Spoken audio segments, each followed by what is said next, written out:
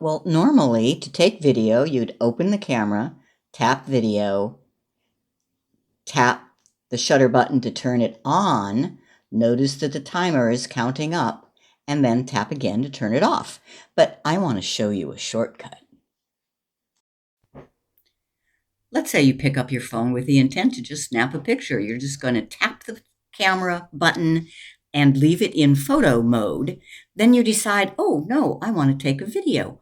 All you have to do is hold down on that shutter button. It turns into video mode and starts taking video. When you let go, it stops.